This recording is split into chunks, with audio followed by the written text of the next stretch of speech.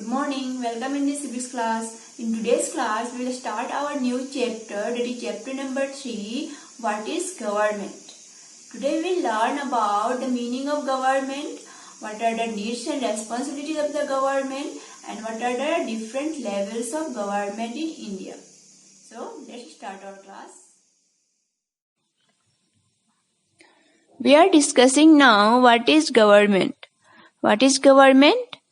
It is a type of organization which rules or governs a country. That means it is responsible for everything in the country.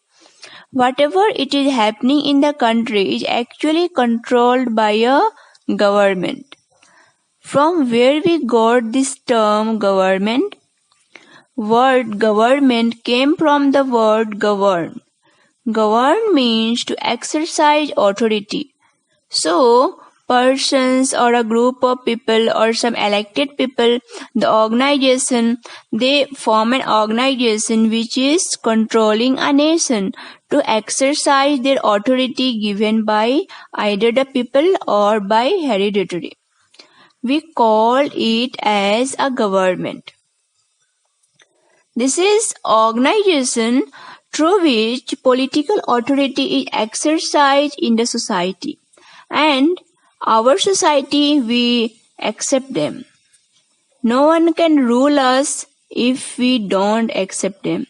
Whatever the rules and regulations they are making for the society, it is our way that how we are accepting it. If we accept, then only a government can rule properly. This government is meant for the nation, for the society. Whatever the type of government is this, they actually work for the nation, for the society. Government is a system that control under which they have right to make laws and implement them smoothly. So, first we have seen after we got our independence, first thing we have done, that is made our own constitution, the set of laws which in Indian society we will follow, and that actually give us the idea that how our government will work.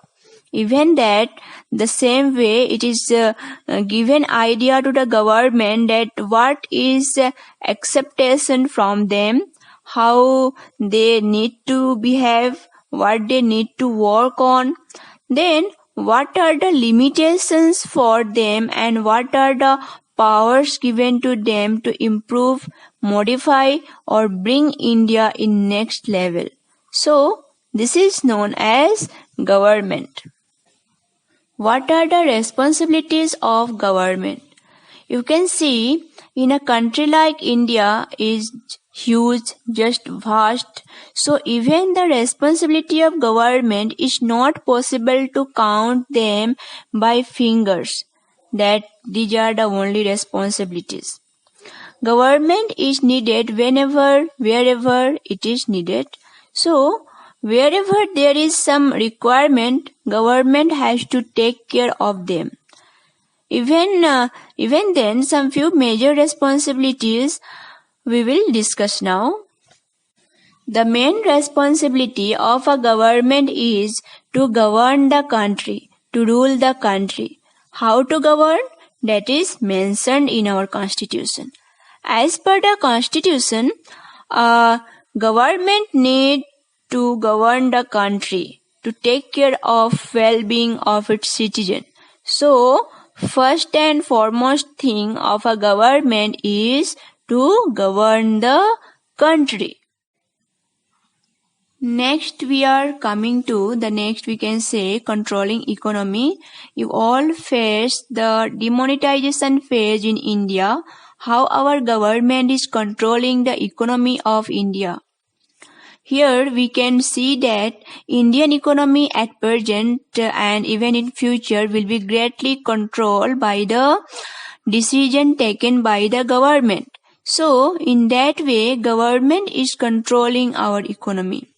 Not only this, how to maintain the trade with foreign countries at the international market, what will be one country and its position in the same time, how currency will be circulating in a country. All these are responsibilities of the government to take care of. Next is the social need, another the major and main criteria for a government. It is not only concise in one way but in all other places or sectors. It is the social need to help throughout or done privilege. Unprivileged means can be some people from the caste, those who are not getting their benefits. Government has to be very active in each and everywhere.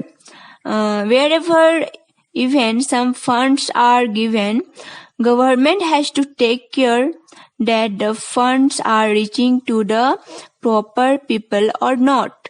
That also is a major responsibility of the government or the administration. Next is maintaining infrastructure.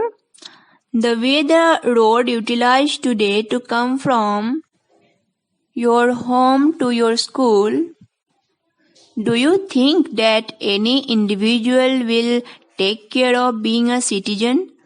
Some individual will take the responsibility to build that road or the bridge or whatever the huge infrastructure we can see in our locality?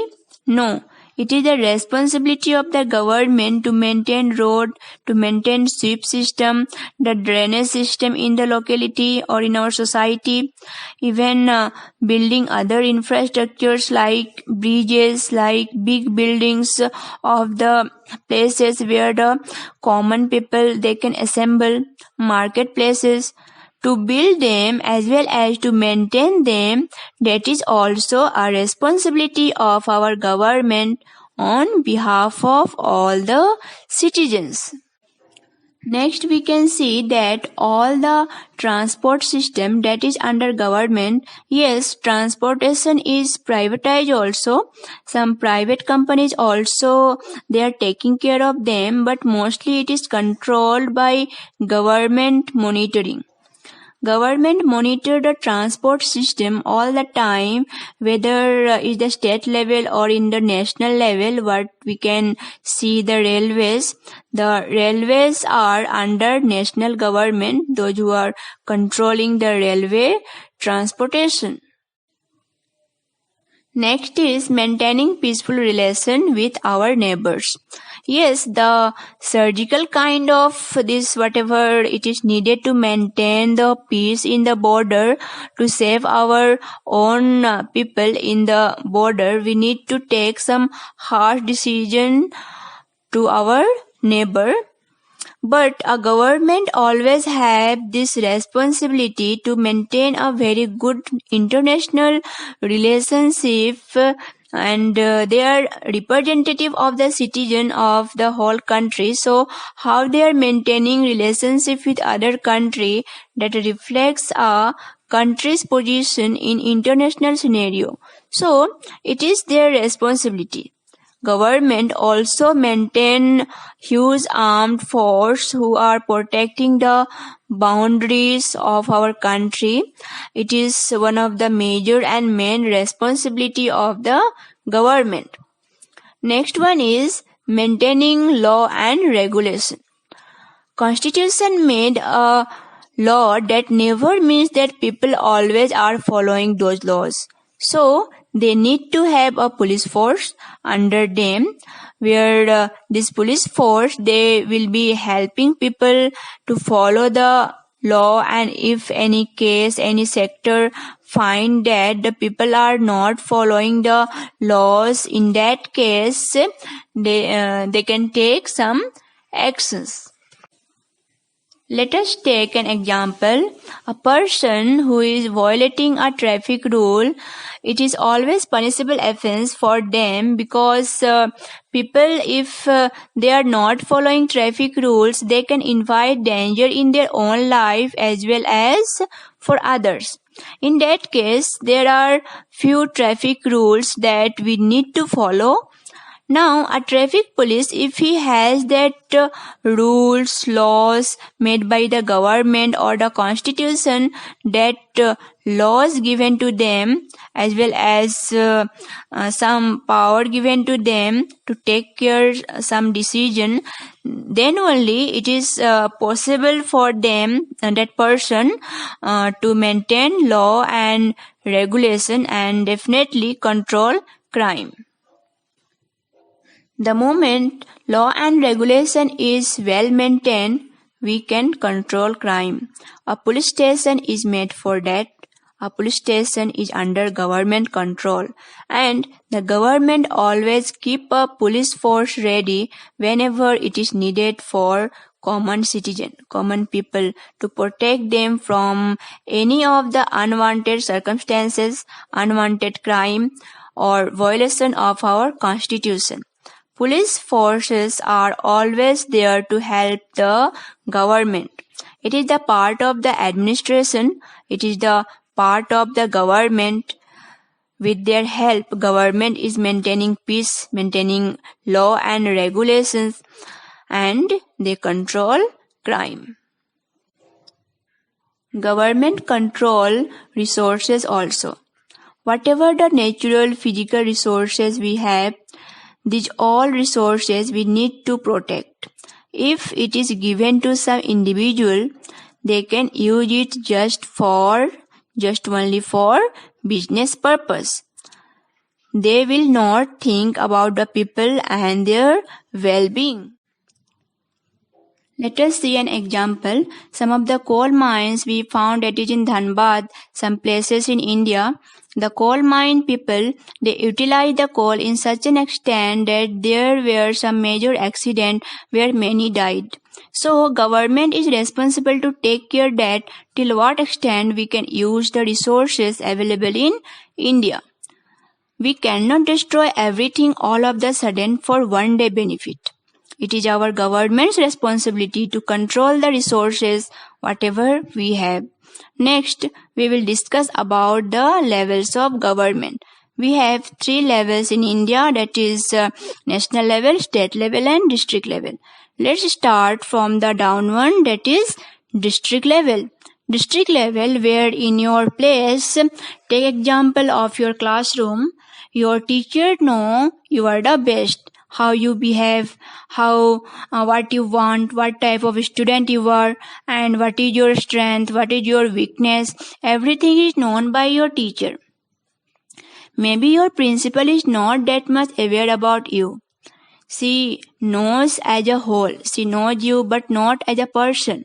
She knows you as a member of your classroom of grade 6, but she may not be aware in detail that what type of student you are.